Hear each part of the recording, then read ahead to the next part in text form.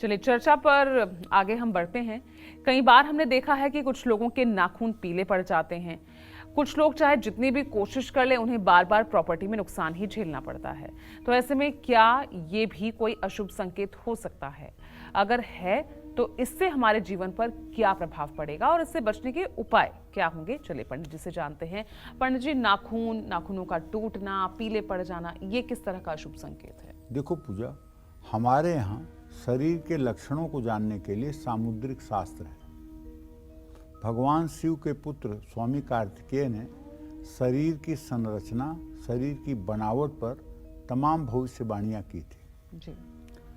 चूंकि मनुष्य पूरे सृष्टि का ज्ञाता हो जाता, इसलिए देवताओं में नाराजगी हुई कि अगर ये शास्त्र मनुष्यों तक जाएगा तो निश्चित रूप से मनुष्य देवताओं पर भी अपना प्रभाव बनाने की कोशिश करेंगे। बिल्कुल। इसलिए लोगों ने उनके इस शास्त्र के रचना पर थोड़ी सी आपत्ति की, तो उन्होंने ये शास्त्र उठाकर समुद्र में फेंक दिया। समुद्र से जो कुछ अवशेष प्राप्त हुआ, उससे सामुद्रिक शास्त्र की रचना हुई, इसलिए इसका नाम सामुद्रिक शास्त्र है। सामुद्रिक शास्त्र में नाखून की चर्चा आपने की ना, कि नाखून पीले पड़ जाएं। नाखूनों की रचना जितने मनुष्य हैं उतने प्रकार की होती है। किसी का नाखून वृत्ताकार होता है, किसी का नाखून आयताकार होता है, किसी का नाखून मतलब कि चिपटा होता है, किसी का नाखून पीला होता है, किसी का नाखून लाल होता है। नाखून किसी के बनावट में मतलब कि जो है सुंदर होते हैं, किसी की बनावट नाखून की अच्छे नहीं होते हैं।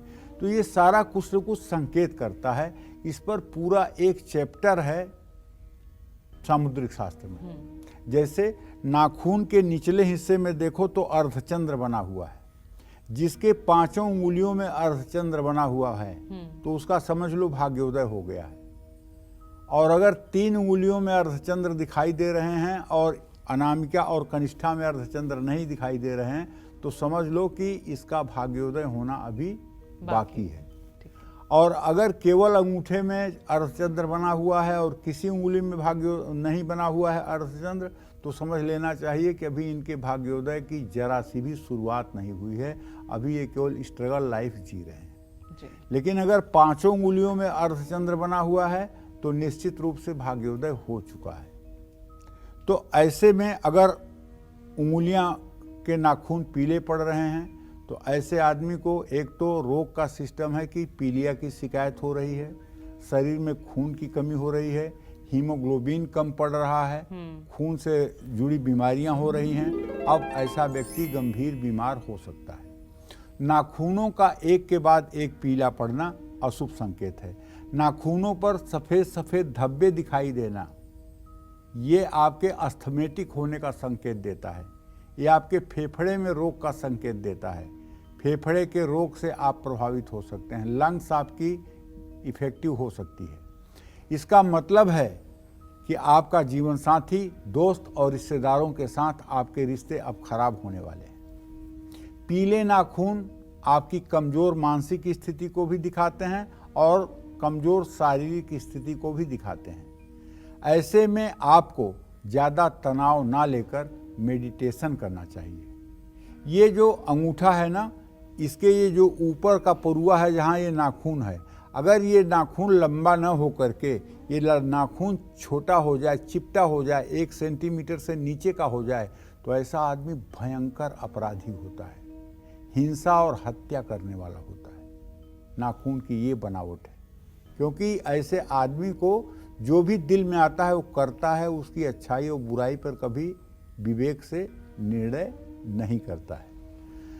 तो भैया, अगर ये सारे अशुभ संकेत आपके हाथ में हैं तो आपको चाहिए कि आप नित्य प्रातः सूर्योदय के समय स्नान करिए, सूर्य को 3 बार में अर्घ दीजिए।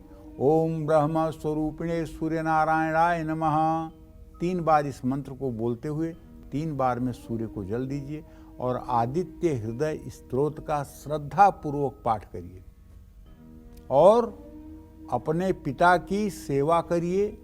पिता अगर नहीं है तो देवी देवताओं की उपासना में ही मन लगाइए। बादाम का तेल हाथ पैर और नाखूनों पर मलना आपको चाहिए। और सूर्य की पूजा आपको जरूर करनी चाहिए। अपने खान पान में आपको अनार का सेवन जरूर करना चाहिए। हाथ और पैर के नाखून सफ़ेद होने लगें तो ये भी अशुभ संकेत है। इसका मतलब है कि आपको कोई भी काम समय पर अब पूरा आप नहीं कर पाएंगे और आपको हड्डी और खून से जुड़ी बीमारी प्रकट हो सकती है। इन परेशानियों से बचने के लिए शुक्ल पक्ष की प्रतिपदा से शुरू करते हुए हर शनिवार को आपको नमक कम खाना चाहिए। शनिवार को नमकीन चीज़ों को ज़रूरतमंद बच्चियों में दान करना चाहिए। अपने घर में एक कलश पर नारियल स्थापित करना चाहिए। प्रॉपर्टी से जुड़ा नुकसान अगर बार बार होने लगे तो भी ये शुभ संकेत नहीं है। ऐसे में आपको चांदी का चौकोर टुकड़ा सोमवार को अपनी पर्स में या जेब में रखना चाहिए।